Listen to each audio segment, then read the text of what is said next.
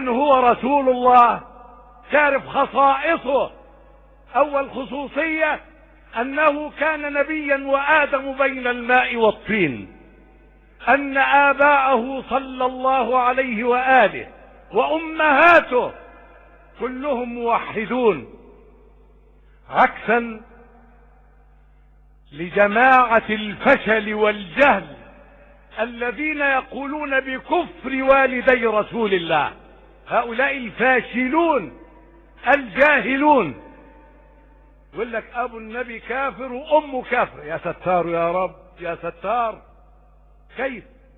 حتى احدهم سألني قال انتوا بتحتفلوا بمولد النبي ليه؟ هذه بدعة.